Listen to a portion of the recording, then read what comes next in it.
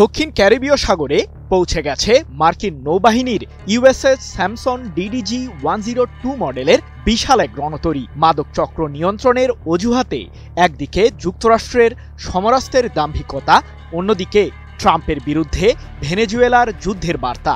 লাতিন আমেরিকাকে ঘিরে বিশ্বজুড়ে চলছে নানান আলোচনা সমালোচনা।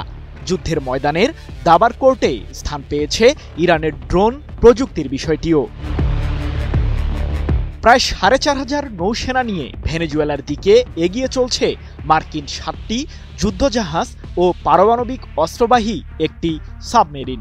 হঠাৎ করেই ক্যারিবীয় অঞ্চলের দেশটিকে ঘিরে মার্কিন প্রশাসনের এমন প্রস্তুতিতে চাঞ্চল্য তৈরি হয়েছে বিশ্বজুড়ে।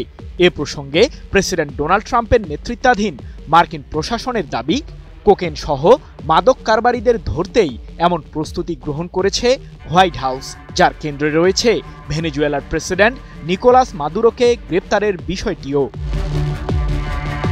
মার্কিন হুমকির জবাবে ভেনেজুয়েলা এরই মধ্যে দেশটির উপকূলীয় অঞ্চলে যুদ্ধজাহাজ ও ড্রোন পাঠিয়েছে। এছাড়াও অভ্যন্তরীণ প্রতিরক্ষা জোরদার করতে হাজার হাজার মিলিশিয়া সদস্যকে অভিযানের অনুমতি দিয়েছেন প্রেসিডেন্ট মাদুরো। এদিকে ব্রিটিশ বার্তা সংস্থা রয়টার্সের সাম্প্রতিক এক ভিডিও ফুটেজে দেখা গেছে নিজ দেশের সেনাবাহিনীকে অনুপ্রাণিত করতে সামরিক পোশাকে যুদ্ধের ময়দানে হাজির হয়েছেন ভেনেজুয়েলার প্রেসিডেন্ট নিকোলাস মাদুরো। এ সময় তিনি যুক্তরাষ্ট্রকে উদ্দেশ্য করে বলেন, আমাদের সামরিক বাহিনী পূর্বের চেয়ে বহুগুণ শক্তি অর্জন করেছে। আমরা দেশের শান্তি ও সার্বভৌমত্ব রক্ষায় প্রতিজ্ঞাবদ্ধ। তবে দক্ষিণ ক্যারিবীয় অঞ্চলে সামরিক উপস্থিতির মাধ্যমে ঠিক কিভাবে মাদক কারবারি নিয়ন্ত্রণ করবে যুক্তরাষ্ট্র, সে বিষয়ে কোনো তথ্য জানায়নি হোয়াইট হাউস। এমনকি ভেনেজুয়েলায় প্রকাশ্যে আক্রমণ চালানোর কোনো হুমকিও দেয়নি মার্কিন প্রশাসন। কিন্তু ভেনেজুয়েলার প্রেসিডেন্ট মাদুরো অভিযোগ করে বলেছেন, ওয়াশিংটন মূলত তাকে গ্রেপ্তারের মাধ্যমে কারাকাসের শাসন ব্যবস্থার পরিবর্তন ঘটাতে চায়। যদিও ট্রাম্পের দাবি এটি কোনো সাম্রাজ্যবাদ নয়, বরং মাদক বিরোধী অভিযানের অংশ।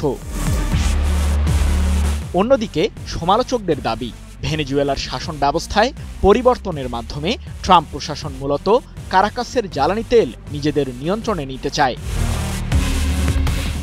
বসুন্ধরা টিস্যু, অশুদ্ধতার বিরুদ্ধে এক বিন্দুও ছাড় নয়। মার্কিন প্রতিরক্ষা দপ্তর বলছে, ভেনেজুয়েলায় রাশিয়ার সামরিক ঘাঁটি, ইরানি ড্রোন কারখানা নির্মাণ এবং লেবাননের সশস্ত্র সংগঠন হিজবুল্লাহকে কারাকাসের সাহায্য পাঠানোর বিষয়টি যুক্তরাষ্ট্রের জন্য এক প্রকার হুমকি। যদিও মাদুরো সরকার এগুলোকে অজুহাত হিসেবেই উড়িয়ে দিয়েছে। সৃজন মাহমুদ, নিউজ 24।